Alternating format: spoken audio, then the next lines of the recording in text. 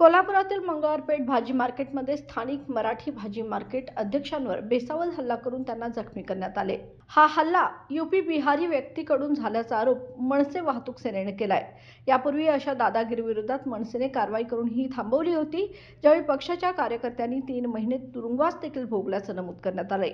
महाराष्ट्र नवनिर्माण वाहतूक सेनेचे महाराष्ट्र राज्य उपाध्यक्ष राजू जाधव यांनी यावर तीव्र प्रतिक्रिया देत आता पुन्हा एकदा मनसे स्टाईलने दणका देणारच असा इशारा देखील दिलाय। आज महाराष्ट्र नवनिर्माण सेनेच्या वतीनं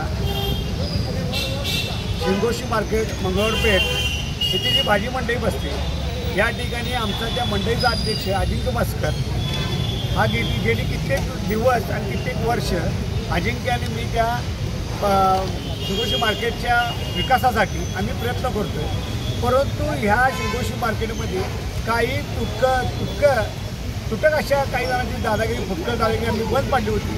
परंतु आज काही कारणास्तव आज सण असल्यामुळं सगळी व्यापाऱ्याला गेले असताना हा डाव साधून 3 ते 4 बिहाऱ्यांनी आपल्या स्थानिक मराठी माणसाला या भाजी मंडईमध्ये मारहाण केली।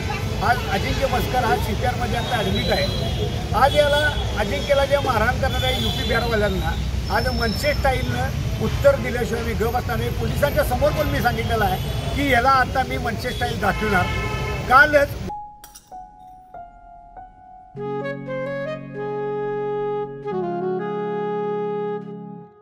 बाबा आज येताना बासुंदी घेऊन या ना। अगं कालच आपण आईचा वाढदिवस होता म्हणून आणली होती ना। ऐकलं, गोकुळची बासुंदी पुन्हा खावीशी वाटतेय। खरं सांगू, मलाही खावीशी वाटतेय। पुन्हा पुन्हा खावीशी वाटणारी गोकुळ बासुंदी।